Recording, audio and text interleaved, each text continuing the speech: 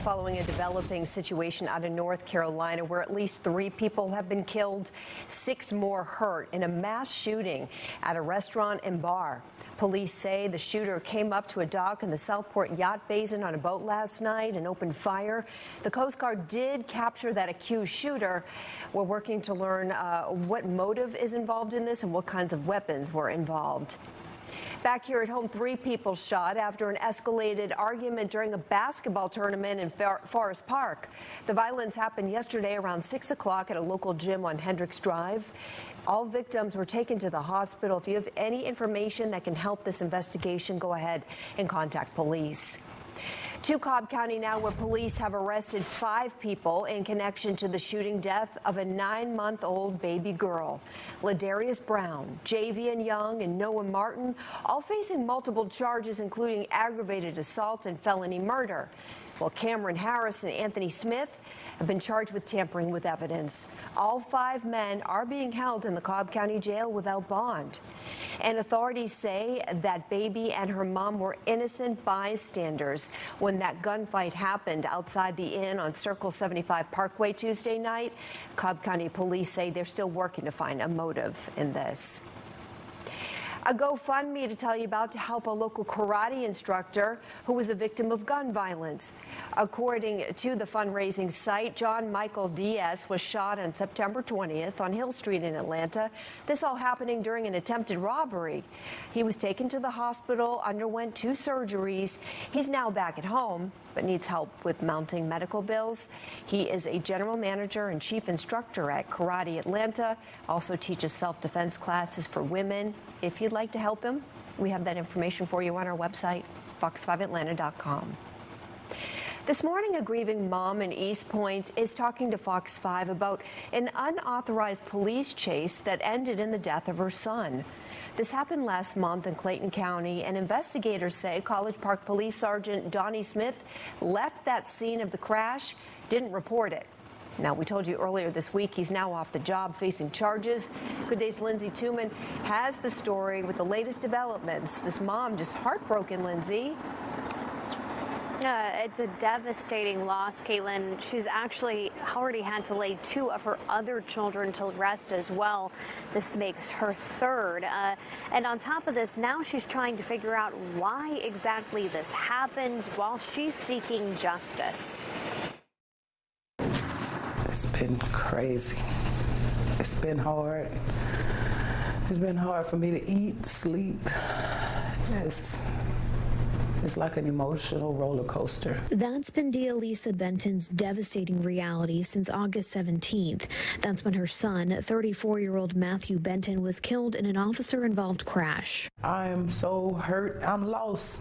I'm lost for words. Investigators say former College Park Police Sergeant Donnie Smith started chasing a Land Rover on I-285 near the Riverdale exit, reaching speeds of well over 100 miles an hour. The driver of the Land Rover lost control, left the road, and struck a tree.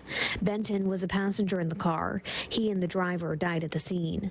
Sergeant Smith then reportedly drove off without calling for help or rendering aid, and also did not report the crash. I would ask him why. I would ask him why. What was your reason? What was your reason not to help them? What was your reason to even chase them? What was your reason? College Park police say Smith was fired 5 days after the accident and is now facing charges for an unauthorized high-speed chase leading to a fatal crash. As Benton grieves the loss of her son, she's calling for justice. It hurts really bad because you're an officer, you were sworn in to protect us, and you didn't do any of that. Well, that officer now facing a number of charges, including homicide by vehicle, hit and run, reckless driving, failure to report, as well as violation of oath. He is being held in the Clayton County Jail without bond. Reporting live from College Park, I'm Lindsay Tuman for Good Day Atlanta. To DeKalb County now, where the future of an aging high school continues to hang in the balance. The community will have several opportunities, though, to give some input on what happens next. Students at Druid Hills High School, you may remember years ago, posted some videos online exposing the crumbling conditions, exposed wires, leaking sewage. The current building was built back in 1927. It's the district's oldest facility. DeKalb schools are going to be hosting 3 public meetings to focus on potential options for those schools, that school's future. Those meetings will be held Tuesday, September 30th, Monday, October 20th. Those are at Druid Hills High School. On Tuesday, October 7th, that meeting is going to be happening at DeKalb School of the Arts. All of them will begin at 6 p.m.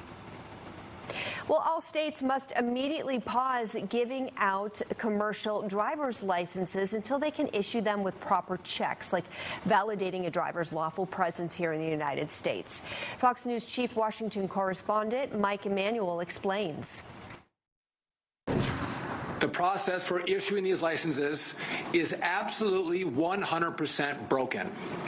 It has become a threat to public safety. The Transportation Department will immediately tighten up the requirements for non-citizens trying to get special licenses to operate large or heavy vehicles in the U.S. Under the new rules, non-citizens will not be eligible for a commercial driver's license or CDL unless they get a costly employment-based visa and undergo mandatory federal immigration status checks.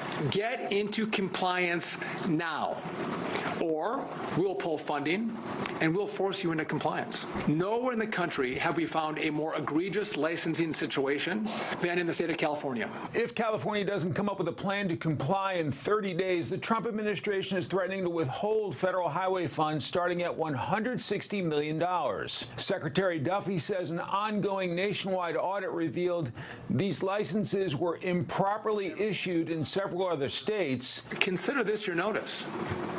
Fix your system. Fix your rules. Comply with the law. With the holiday shopping season around the corner, some are worried these changes will impact the movement of goods.